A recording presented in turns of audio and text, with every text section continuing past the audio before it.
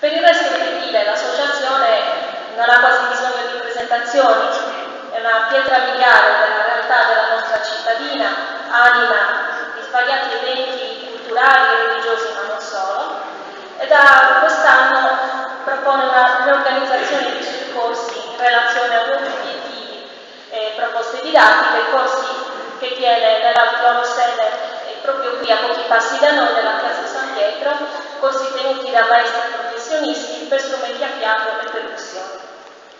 Per il resto che dire, chi sono i musicisti della banda? Sono tante cose, sono giovani diplomati al conservatorio, sono storici appassionati.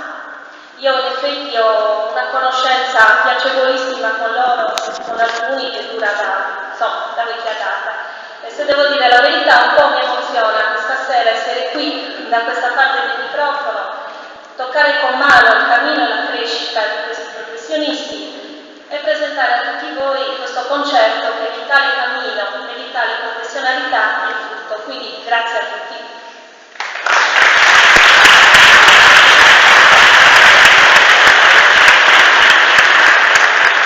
Bene, prima di introdurre il programma del concerto, chiamiamo colei che sarà la colonna portante di questa serata.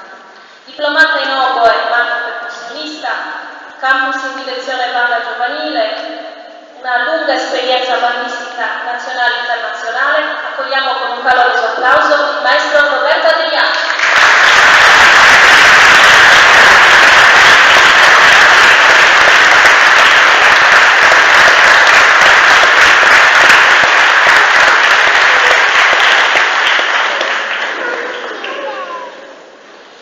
Introduciamo dunque il primo brano dal titolo Plates, i lati. L'autore di questo pezzo, Antonio Rossi, si è ispirato alle grandi colonne sonore di film per riportarci in questa realtà con un linguaggio musicale semplice e diretto. Ricordo cortesemente, se possibile, di silenziare i cellulari e auguro buon ascolto a tutti voi. Grazie.